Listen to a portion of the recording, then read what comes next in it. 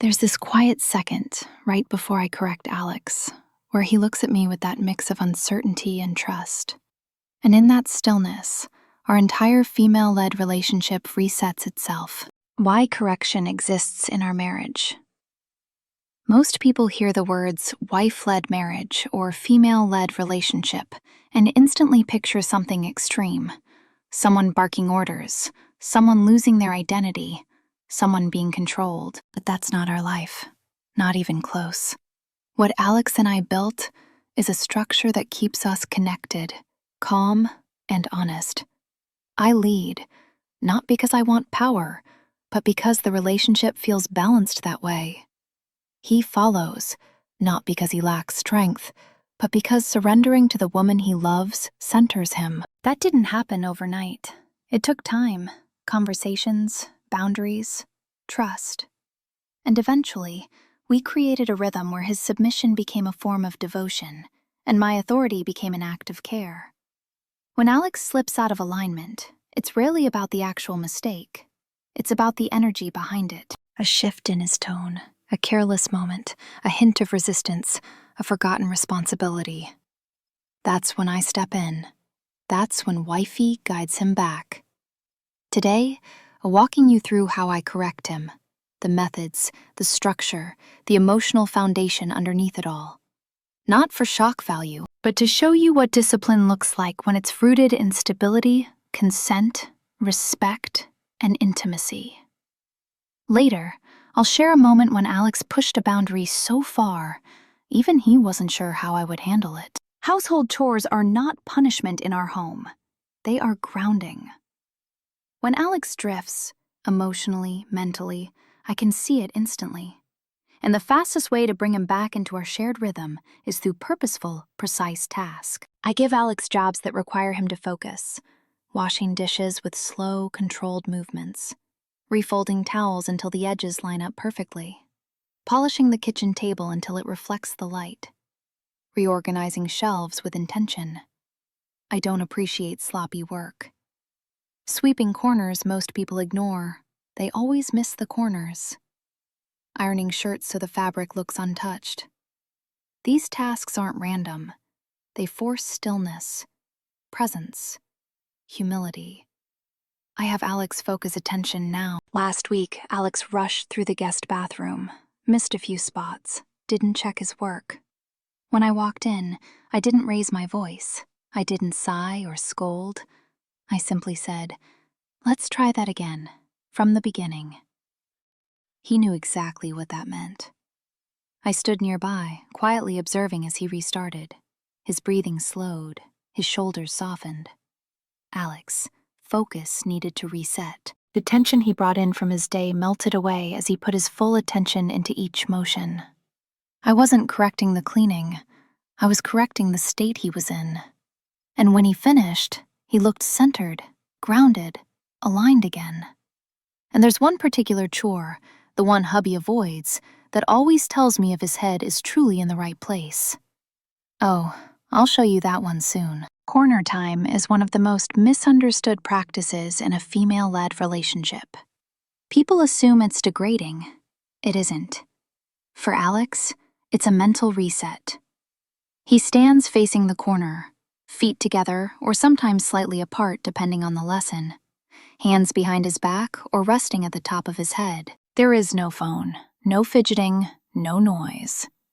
Just his breath, awareness, and the weight of the moment.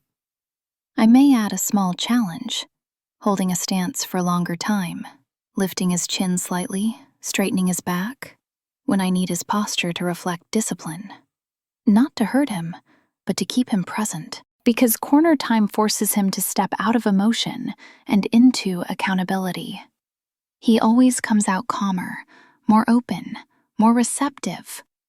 That's why it's so effective. When his attitude shifts, a snap in his tone, impatience, a hint of entitlement, I remove distractions, limiting Alex's access to comfort, not to punish him, but to bring his attention back to our relationship. I might take his phone, his gaming time. Hubby loves to unwind with his late-night screen time, It usually takes just a day without those comforts, and Alex reconnects instantly to what matters. Wifey. Our home. Our dynamic. The stability we built. And every time the privilege returns, he treats it like something earned. Because in our wife-led marriage, it is. Formal correction is rare. It only happens when something shifts so far out of alignment that a gentle redirect isn't enough. And now it's time to tell you the moment I mentioned earlier. The one where Alex crossed a boundary so deeply, I felt the change in my chest before I even spoke. The night Alex drifted. We were at a small, casual barbecue hosted by one of Alex's coworkers. Nothing fancy. Paper plates, music in the background, people laughing in clusters. Then she appeared, a new coworker, bold, overconfident, touchy. At first, I watched from across the yard. Alex didn't notice her intentions, but I did. She leaned in, touched his arm, twice, tilted her head toward him as she spoke. And for the first time in months, Alex didn't immediately correct the space. He didn't step back. He didn't redirect the conversation. He didn't protect the boundary of our wife-led marriage. He froze, just long enough for the energy to shift. Alex knows loyalty is sacred to me. One of our female-led relationship rules is no flirting, no harmless attention, no wandering eyes. From where I stood, I saw it in his face, a flicker of confusion, of hesitation, and beneath it, complete panic, because he realized what he'd done. Our eyes met across the yard. His breath faltered, his posture locked. His chest tightened in that way it does when he knows he upset me. That was the moment. I didn't react publicly. I didn't need to. Everything he needed to know was already in my expression. The drive home was silent, tense. Alex sat slightly forward, elbows on his knees, hands clasped, his mind replaying the moment over and over. He knew. Formal correction rarely happens, but when it does, there is structure and intent. When we got home, I didn't lecture. I didn't scold. I walked up the stairs and said, "Bedroom, now." He followed immediately, quiet, focused. Alex is already remorseful. In the bedroom, I stood in front of him and said, "Look at me. Tell me exactly what you did."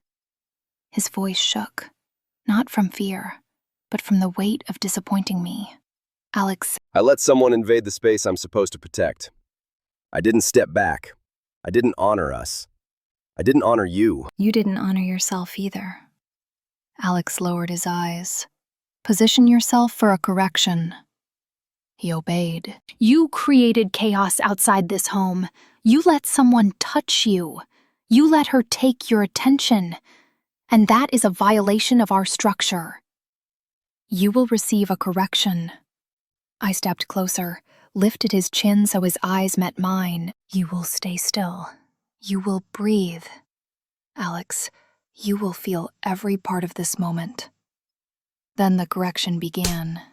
Each intentional strike carried clarity, a reminder of alignment, of commitment, of the anchor he momentarily abandoned. Alex's internal reaction was unmistakable.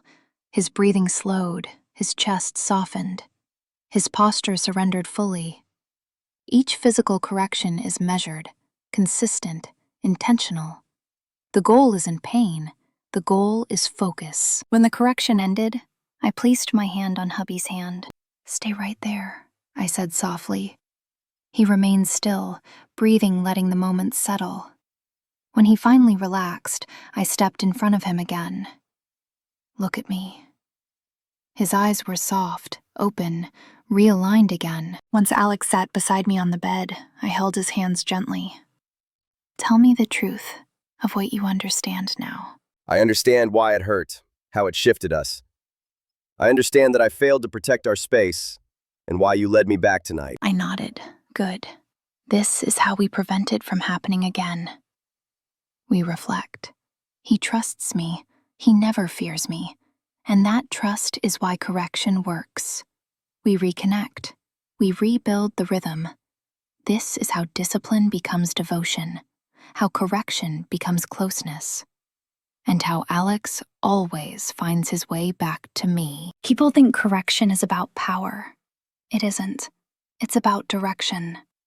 Alex trusts me enough to surrender, and every time he slips, he returns stronger, more present, more aligned with the man he wants to be. That's why our female-led relationship stays steady. I correct Hubby with intention, not force. Because discipline is not the breaking of a man,